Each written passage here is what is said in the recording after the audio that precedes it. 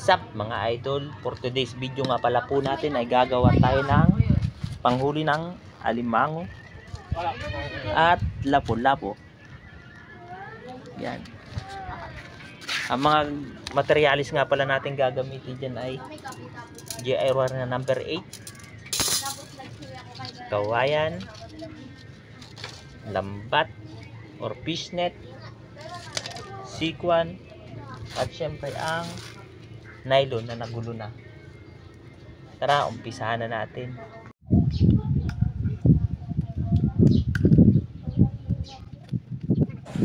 Yan nga pala yung una nating kawayan. So yan, tatalian na po natin. Yan, ikot-ikot po natin. Wow! Parang dating yung ex ko, pinaikot-ikot ako. Yan, paikot-ikutin nyo na. Pangalawa yung nasa gitna. Yan, parehas lang ng proseso yan. So ikot-ikutin natin ulit yung nylon, ikot-ikot hanggang sa mahilo. Yan, tapos ilak po ulit natin. Yan, sinorkat ko na nga po pang-anim na yan. Nagsindi na rin po ako ng sigarilyo at maniknik dyan. Yan, ikot-ikutin ulit po natin. Relax. Ang purpose po talaga niyan sigarilyo na yan ay pamputol ng nylon. Nylon. Yan, hilo na po yung nylon na yung kakaikot. Sabay pinutol ko ng sigarilyo. Ayan. Tapos ilagay po uli natin yung pangalawang frame. Ganun po uli ang proseso niyan. Yan, ikot-ikutin po uli natin yan. Yan, sige lang kaiikot. Bahala na kayo kung mahihilo kayo ng kaiikot. Sunod yung nasa gitna ulit. Yan, ikot-ikutin po uli natin. Ayan. So ayan, ikot-ikutin po uli natin hanggang sa matapos yan. Para ikot-ikutin nyo lang po yan. Pamputol po talaga yung sigarilyo na yan. Yan, ayan po ulit. Ikot-ikot po ulit. Lock. Sige lang kaiikot. Pati kayo umikot na lang po. Pinakahuli. Ikot po ulit. Ganyan lang po yan. Sige lang kaiikot. Ano po? Ayan. Sunod na nga po tayo ng kaiikot.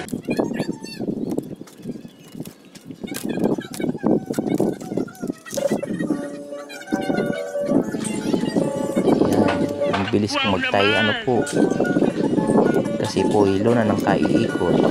Kinagat ko na nga po at wala na po ako sigarilyo. Ilagay na po natin yung frame na nasa gitna. Ayan, ikot-ikutin nyo lang po ulit. Ayan, sige lang kaiikot. Ang proseso po talaga niyan ay ikot-ikot. Ayan. Ayan, ikot-ikot po ulit.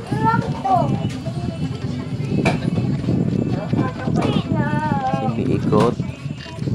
Hanggang sa matapos po yan, ikot lang ng ikot. Ano mga idol?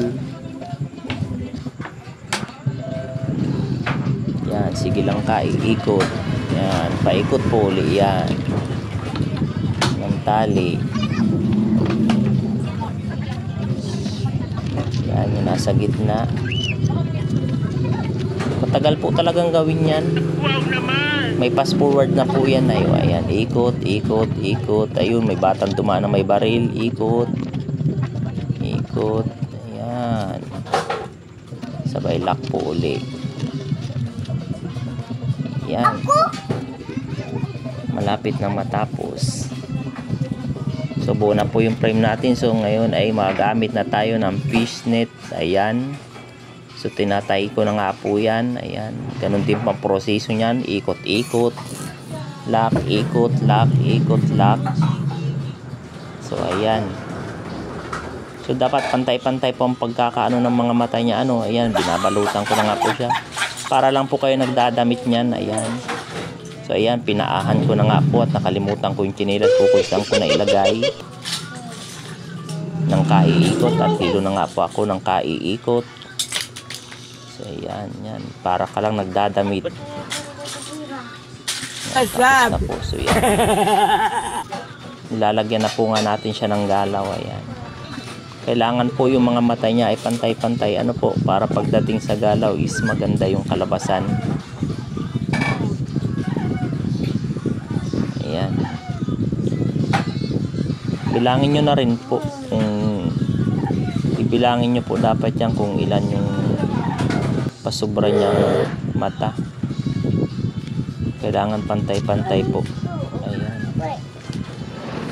So ayan, binilang na. Ayan, tinabas ko na nga po yan. Kinakagat ko na nga lang at wala na akong sigarilyo.